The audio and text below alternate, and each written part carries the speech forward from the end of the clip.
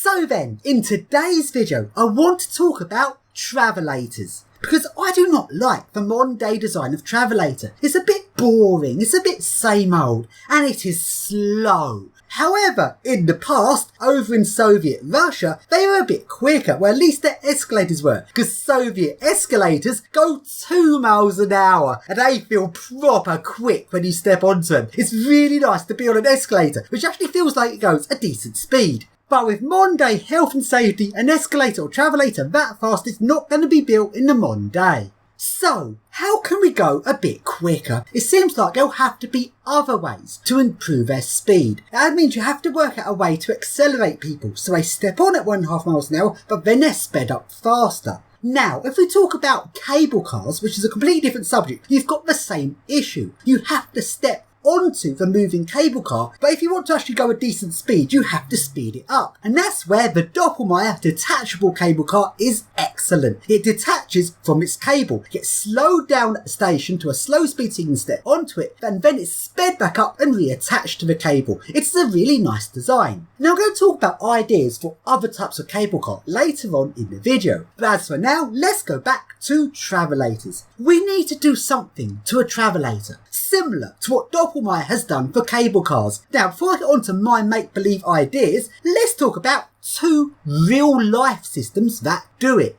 Firstly, the Cinim high-speed travelator in Paris. This was a prototype. It didn't run for that long because people kept falling over, and it was decided that it's too unsafe. So sadly, there's no longer any means to experience this interesting design. However, I was lucky enough to actually get to ride on it when I first visited Paris, back when I was a small child. And back then I can remember thinking to myself, this thing is fucking dangerous. So this works by accelerating the passengers. You step onto it while it's going at a reasonably slow speed, then it speeds you up, and it does it using rollers. Who the fuck thought that was a good idea? So, the first rollers that you step onto are going a slow speed, and as you go along the travelators, the rollers progressively slowly get faster and faster. So the further along it goes, the faster you get, and its original speed was 11 kilometers an hour, which they later reduced to 9 kilometers an hour because people kept falling over. Now, the health and safety issues of this are quite obvious because they're using rollers. Think about what happens if you fall over, you get your hair caught in it, you get your shoelace caught in it. But that's not the most dangerous part. The worst part of this was once you've been sped up to your full speed, you then have to step from the rollers onto a conveyor belt. That is a serious tripping hazard. You could easily misjudge that and then fall over at point. How on earth could they think that design was acceptable? And that's why Paris Metro discontinued the prototype and decided that high-speed travelators would not be something I'd build any more of. However, there is one part of the Cinim high-speed travelator that ThyssenKrupp decided to take on, and that is the handrail system. Because the travelator speeds you up, the handrails have to speed up the faster you go, and that's done by rather than having a continuous handrail, you have handrail holding points where you can hold on to it, and those holding points move apart the faster you go. Now, on ThyssenKrupp's design of high-speed travelator, they're using that exact same thing. Hand grips that move apart as the thing speeds up. But that's the only part that stayed the same. The design of where you put your feet is completely different. How ThyssenKrupp have done it is more like a regular travelator. It has steps, like an escalator. But the steps move apart. So you start off with it going 1.5 miles an hour with the steps close together, then the further along you go on it, the steps literally come apart from each other, which is what makes you accelerate to the faster speed. At no point are you having to step from one conveyor belt to another. At no point is there any rollers. It's purely done by steps. A much safer design. Although I don't think it'd be very safe if you were barefoot. But most people are wearing shoes in the modern day, and to be honest, I think this is a good design. The only issue is it's made by ThyssenKrupp, who are notorious for inventing interesting designs that are completely unreliable and don't actually work out very well in real life practicality. So hopefully maybe some other company could take on this design. Maybe Cone or some company that could actually perfect it, unlike ThyssenKrupp, who are always a disaster. So then, let's take a look at some other ideas of high-speed travelators and discuss, could these ideas work? Or are these complete failures and could never actually happen? Now, one idea for a high-speed travelator is sidestepping. Now, this one I would have said is just a design that's never actually going to make it in real life, except they actually built a prototype of this design all the way back in 1900. So you stand on one travelator and next to you is another travelator going at a faster speed, and you sidestep from your travelator to the faster one. So this does have complications, such as you'd have limited time where you can step to the next one. So if you step on your first travelator, let's say it's going 2 miles an hour, Soviet speed, we like Soviet stuff. Then from there you step sideways to your next travelator. That step would have to be quite a bit slower because sidestepping is more unbalancing than front stepping. So I'm going to say 1 mile an hour difference between each side travelator. Step to the side for 3, step to the side again for 4, and all the way up to 10 miles an hour. The only health and safety thing I can think of is if you're stepping from at 9 to your 10 mile an hour, but you don't step there in time, you're going to fall off the end of the 9 mile an hour one, which is a bit too fast really to safely fall off it. Also, it's worth noting that the original London Underground escalators were based on sidestepping. When you got to the end of your escalator, you had to move to the left to get off the escalator, and there was a barrier pushing you to the left. Maybe on my design you need a barrier like that to make sure you made your sidestep. So then, with this idea of parallel travelators, each at a different speed to speed you up, this idea had actually been proposed in the 1940s, known as rolling roads. It'd be a very interesting way of getting people around a city. Rather than getting on trains, you go into an underground tunnel, then you literally step across the travelators to speed up, and on your fastest travelator, there are seats which you can sit on. This leads me to my next idea. What about rather than trying to get somewhere, but if you did this in circles, a bit like different roundabouts? Imagine a circular shopping centre, a bit like Bluewater, but rather than being a triangle, being a circle. You could literally have this idea. The shops on the outside, then to get you between the shops is a series of parallel circular travelators. So let's say you exit from Marks and Spencer's and want to get to John Lewis, which is over the other side of the shopping centre. You simply step across the different travelators, so you accelerate in speed to the fastest travelator in the middle, where you can then sit down while the thing travels you around the shopping centre. Then when you see John Lewis approaching, you step across between the travelators again to slow yourself down to get into the shop. Would this ever be built? I don't know, it's probably far too expensive. So then, let's now move on to another idea, and let's move away from sidestepping. Because the problem is, if you're stepping to the side to speed up, that could potentially unbalance you. So let's stick to front stepping. How can you speed up by stepping forwards? Because the simplest way is to simply have different conveyor belts, each one moving at a slightly faster speed, and you walk between them to speed up. The problem is, at the faster speed, you might not be able to perfectly step between the conveyor belts. So you need a design so your foot can just roll between them without unbalancing you and knocking you over, which was the problem on the Cinnamon design. The only way I can think of to do that is to have a belt with very small wheels at each end, so you have the littlest, tiniest gap possible to transfer between conveyor belts so your foot slides between them. This is something that's actually currently being proposed at the moment over in America. Now, this is very much an alpha stage prototype. I don't think it's going to be built anytime soon, but it's still a very nice, interesting idea. They're literally taking this full on. The idea most people don't want to do because of that problem with conveyor belts right in front of each other has that tripping hazard. That's why no one else wants to do this. But these people have literally proposed that very idea. So then, is there another way you could do this, but make it a bit safer, so you don't have that jarring jolt between the different conveyor belts? Well, one way you could do that is to have interlaced conveyor belts. Imagine having some very small belts, just 2 centimetres wide, and these will start off at a slow speed, like 1 mile an hour. Then, in between the gaps in those belts, another set of belts rises as the first set goes down, and that is your transfer from your first belt, which is 1 mile an hour, to your next set. It probably got just 0.1 mile an hour each time, like really gently. So next one is 1.1 mile an hour, but it's not a sudden change. The slightly faster belts are raising up, making your foot sort of slip, a bit like a clutch. You're slipping from the 1 mile an hour to 1.1 mile an hour, make it a very gentle way to speed you up. And that way you could get up faster and faster to some decent speeds. Could you get as far as 30 miles an hour maybe on that? But the obvious problem of that is all of those gaps. Like, if you tripped over, you could literally get caught in all those gaps. So this idea, I don't think it'd actually work, but it's still a nice idea. So, to conclude, sadly it seems like the best design of high-speed travelator is the ThyssenKrupp. So we're stuck with ThyssenKrupp and their reliability issues.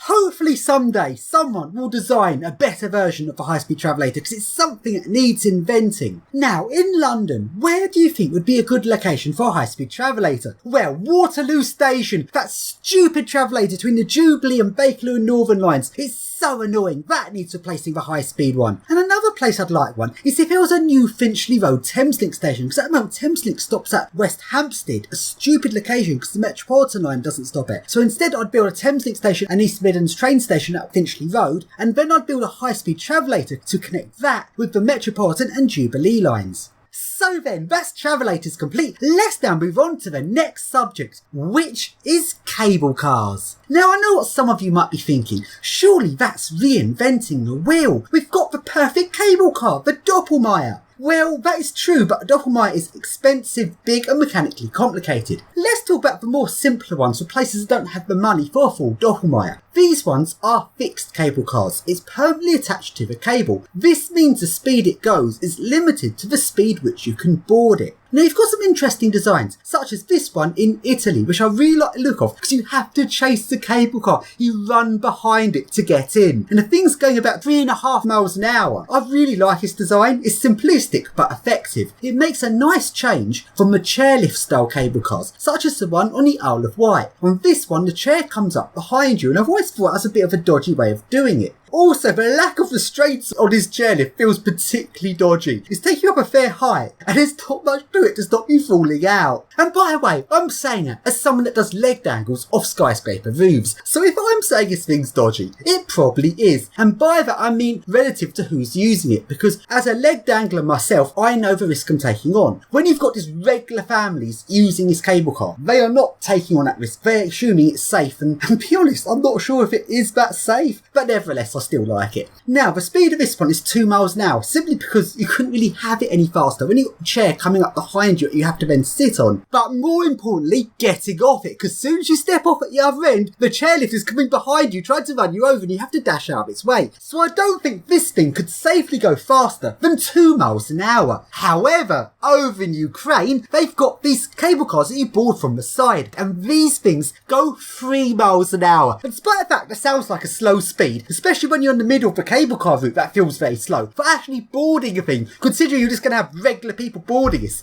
that is actually pretty fast. And as far as I'm aware, this is the fastest fixed cable car which you're having to board at full speed that I know of. It's on a fixed cable, so you want it as fast as possible, so that really puts the pressure on the boarding process. So let's now talk about how we can improve these cable cars. And the answer to that is with a travelator. So the issue of boarding a cable car is you're having to step into a moving cabin, and the absolute fastest speed you can do that safely is roughly about 3 miles an hour. But if you have a travelator, you can then increase that speed by the travelator's speed. For example, the one in Italy when you chase behind it. But if you were to add a 2 mile an hour travelator, which is about the fastest speed of travelator you can have, that's Soviet speed. Yeah, I know in modern day I don't like them that fast, but fuck it, Soviet speed is good. If you were to add that 2 mile an hour travelator, then you still chased after the cable car at 3.5 miles an hour. That gives you a total speed of 5.5 miles an hour. You've sped up the cable car using the travelator, but that is still cheaper than installing a full Doppelmayr. And this could work on many other cable cars. You could do it on the sideboarding cable cars, that'd also work. So if you've got the Ukrainian ones at 3 miles an hour, you'd increase that by 2 miles an hour up to 5 miles an hour. But even better, what about the ThyssenKrupp high-speed travelator? If you have one of those going 6 miles an hour, then you're stepping into the cabin at 3 miles an hour. That gives you a total speed of 9 miles an hour. You've massively sped up the cable car at a relatively cheap cost. So then, there's also one other thing that needs to be added for its design to work, and that is a traffic light at the start of the travelator. This is so that people step on the travelator at the right moment, so they are in sync with the cable car. Otherwise you'll be on a travelator and there won't be a cable car next to you. Also, if you were to take the chairlift design of cable car, where the chair comes behind you and you sit back onto it, if you were to add a travelator to that, it'd be even more important that you'd have to add a traffic light, so you step on the travelator at the right moment to time it so the chair comes behind you. And this design is actually not fantasy, because this actually exists in real life on a ski lift.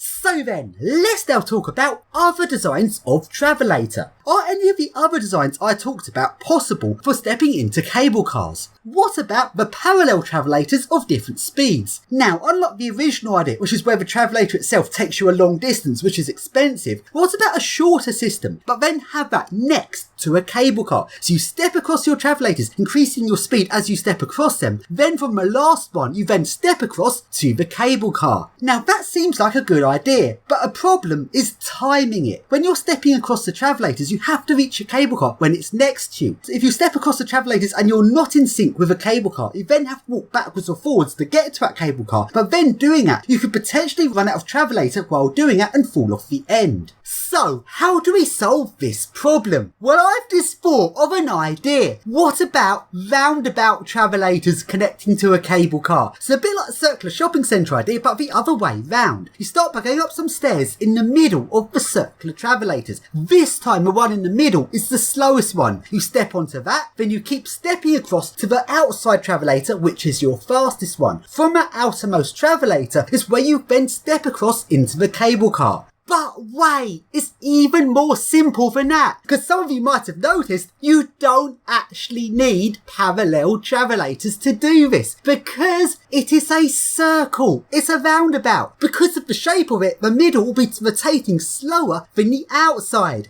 That's perfect and makes it more mechanically simple. You step across from the staircase onto the inner part of the roundabout rotating slowly, then you walk across to the edge of the roundabout, which is rotating a lot quicker. From the edge of the roundabout, you then step across straight into the cable car, which will be speed matching the outer edge of the roundabout. You've also solved the issue. If you miss time and there's not a cable car there, you're not going to reach the end of the roundabout because it goes round in a circle and you can try again. So, is this the best fast cable car you could have that is not a Doppelmayr?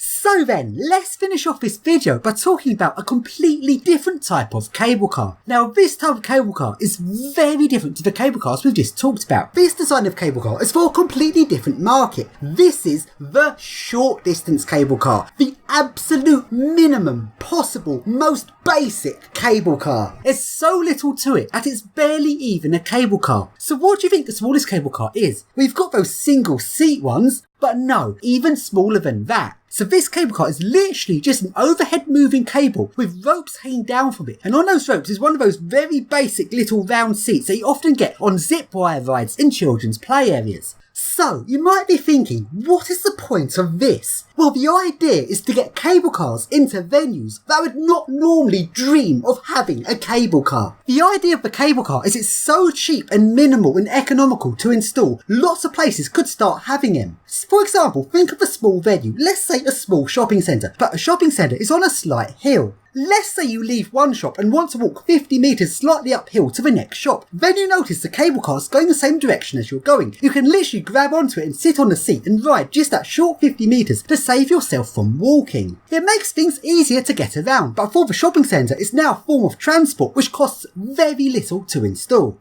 The thing is, with this cable car, is it's so slow, just 2 miles an hour, an absolute maximum. You can have it running along just regular paths that people use. You don't have to segregate it like you would do on a normal cable car, because a normal cable car is big and heavy and you have to keep people away from it because it's dangerous. But on this cable car, it's so lightweight, it's literally just a rope with a very lightweight seat on it. It doesn't really matter that much if you bang into it. That means you can literally run it along beside paths as a convenience feature for people to grab onto and ride as they see one of the seats going past them. Notice that this is different to a traditional cable car where you board at the start station and exit at the end of the route. When on this cable car you can literally get on and off it wherever you feel like. Now apparently this design of cable car doesn't exist in real life. But the thing is, I'm sure it does. I'm sure I've seen one of these somewhere. I just can't think where. This must exist. It's so simplistic. There's so little to it. But according to the internet, apparently it doesn't. So let me know if you know of one of these. Now, for clarity, this is not a zip wire. That's where you have one of those things that whizzes down the cable. This is not one of those. This is a cable car. Also, this is not one of those ski lift tow things where it looks very similar to this, but it's towing you. You have to stand on skis and it pulls you up the snow. It's not one of those. This is a sit-on ride.